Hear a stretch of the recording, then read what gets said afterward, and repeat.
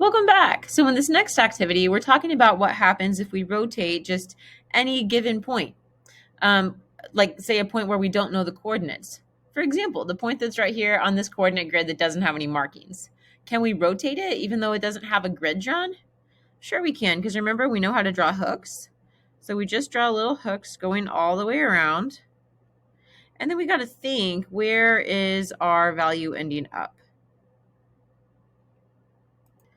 And basically what's going on here as we go 90 degrees counterclockwise, yes, that's counterclockwise. 90 degrees counterclockwise, what we end up with is negative y x. The opposite of our original y value becomes our x value, and our original x value becomes our y value. When we go 180 degrees, remember this could be clockwise or counterclockwise. I'm going to write counterclockwise because that's the way I was thinking about it. We have negative x, negative y. So just our x and y coordinates, but the opposite. And then finally, when we go 270 degrees counterclockwise, that is going to be equal to our y value, and then the opposite of our x value. So y negative x. Now, a cool thing is that this is also 90 degrees clockwise, and this is the same thing as 270 degrees clockwise. So that little rule will work for either type of those rotations. Let's use this to fill out our table. We said that a rotation 90 degrees counterclockwise results in negative y, x for our new coordinates. We said that a rotation 90 degrees clockwise, it's the same as 270 degrees counterclockwise, is the same as y negative x. And then 180 degrees was negative x, negative y. And this is a pattern that will always be true for rotations of these types. So we've got a question over here in our speech bubble. It says, if your point was at 5, 0 and you rotated it 90 degrees, where would it end up? Of course, it matters which direction we're going. Let's think about it. What if we had 5, 0 and we wanted to go 90 degrees clockwise? Well, we can just use our rule right here. We have a rule that says what we want to do is make our first coordinate our original y coordinate. That's 0. The y coordinate of our pre-image was 0. So that's going to be the x coordinate of our image. Next, the opposite of the x coordinate of our pre-image is going to become the y coordinate of our image. In other words, we're going to put a negative 5 right here. That's all we got to do. Reverse the 5 and take the opposite of the 5 and put it right there. So that's how that point's going to change. And you can use these rules to figure out how any point will change under a rotation. That means you don't need patty paper, you don't need a coordinate plane, and you don't even need to draw a little L. Here's an activity for you to do with your partner, and you should be able to do this. You can even use those rules that we had in the last table. They still work. So pause the video, set a timer for 10 minutes, and graph triangle ABC, rotate it, and then complete the table. If you've hit play, it's because you're ready to check your work. Let's see how you did. You may actually find it easier to take the rules from the previous slide, from the previous problem, and use them to rotate the shape. Sometimes it's easier to do the rule and then do the rotation. Here's the table, and you can give that a try if you want to. You'll notice after you graph all of these rotations that you only have 3 figures. And why is that? It's because a 90-degree counterclockwise rotation is the same as a 270-degree clockwise rotation. It's also because the original image is the same as a rotation that's 360 degrees. 360 degrees maps the pre-image onto the image. So here is just a section that talks about what we just talked about, that 270 is the same, 270 counterclockwise is the same as 90 degrees clockwise. And a 360-degree rotation always maps the pre-image onto the image.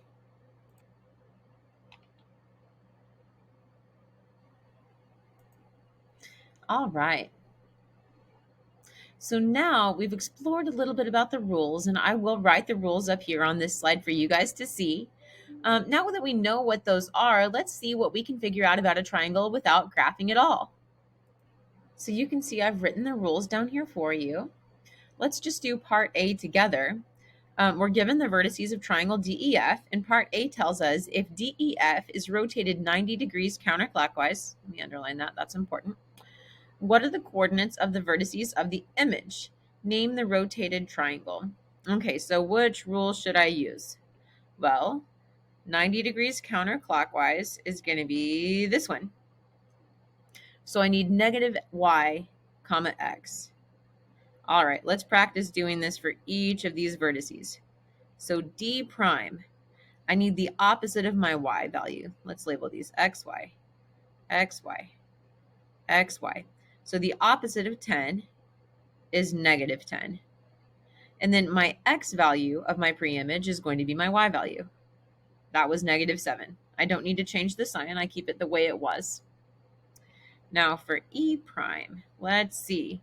I need the opposite of my y value. Well, my y value was positive 5, so I'm going to write down negative 5. And then I'm going to write my x value the way it was, except I'll use it for my new y value. For F prime, my y value was negative 8. Well, the opposite of negative 8 is positive 8. And then I write down my x value. So there we go. There are my coordinates of triangle D prime, E prime, F prime. And this is how I would write the name of that triangle. Now that you know how to do this, I want you to do the rest of these with your partner.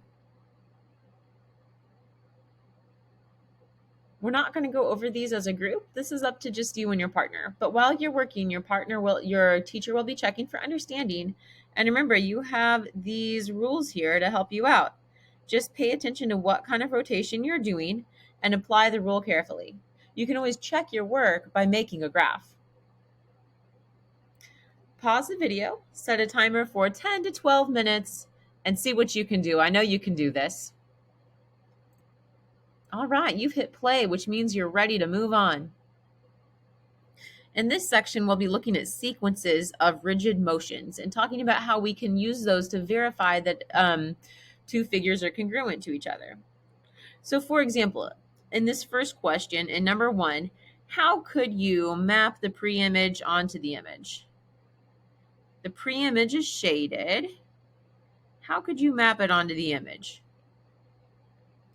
It might look like a rotation, but a rotation will not quite do it. Can you see why not?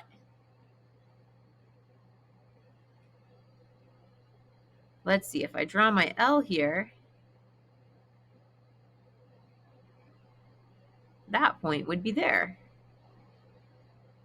4, 1, 4, 1. This point would be here. So this is not just a straightforward rotation. If all I did was rotate this shape, I would end up with the blue one that I outlined right there. And that's not quite what I want. What else do I need to do after I rotate it 90 degrees counterclockwise?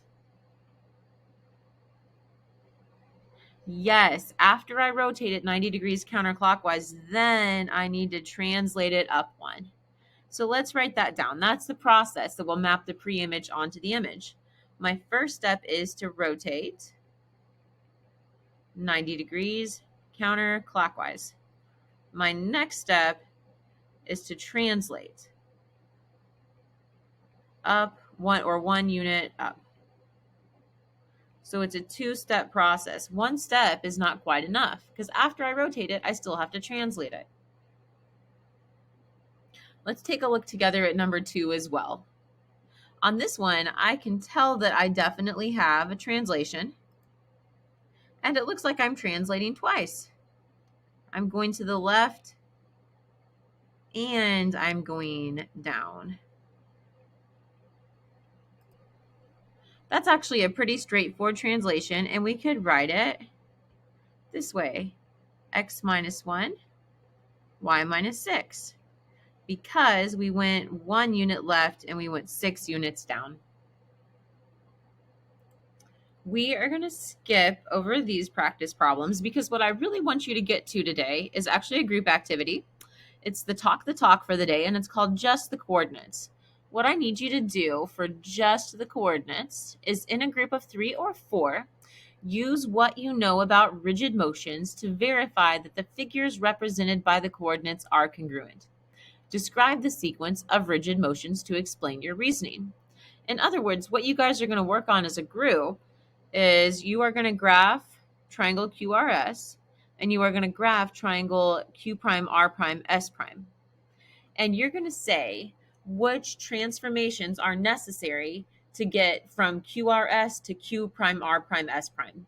You're going to answer the question, how do we get from the pre-image to the image using rigid transformation? So using translations, rotations, and reflections.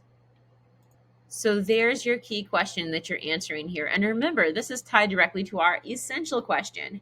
How can we use translations, rotations, and reflections to get from a pre-image to an image? So set a timer for 12 minutes or maybe 15 minutes, somewhere in there. You're going to work in groups of 3 to 4, and you're going to answer these 2 problems. You'll need graph paper, and you'll need some flexible thinking. You can figure it out. Set the timer and go.